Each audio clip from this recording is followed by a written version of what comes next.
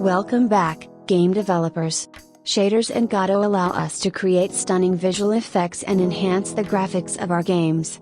Today, we will create dynamic grid cells for turn-based strategy games. This simple yet powerful technique can make your game stand out. Let's dive right in. This is the project I am working on now, and the final result. In this video we will focus on the creation of the shader, so I will assume you already have the project set up.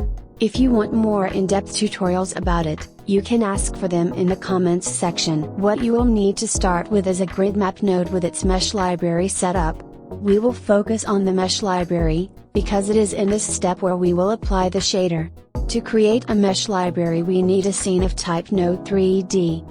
Each child of this scene will be a cell in the grid map that we will use next. In this example the scene has two children of type node 3D, and each of them has a child of type mesh instance 3D.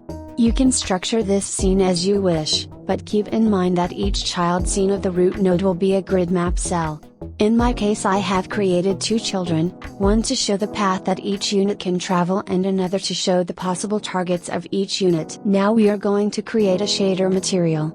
To do this, go to the file system, and right click where you want to save the material. Now go to create new, resource, and search for shader material. Now we will create the shader that we will use in the material. Again, right click on the file system, create new, resource, and search for shader. Double click to edit it and paste this code. Now double click on the material we created earlier and drag the shader we just edited.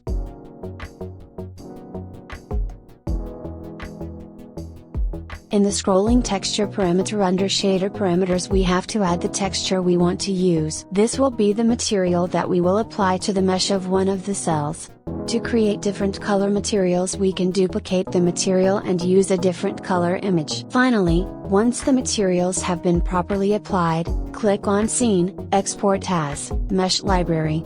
Save it wherever you want. This is the mesh library that we will use in the grid map we plan to use. You can modify the shader code and make as many changes and adjustments as you want to achieve different effects. If you want a more in-depth tutorial about shaders you can ask for it in the comments section. And that's it. Thanks for watching, and bye for now.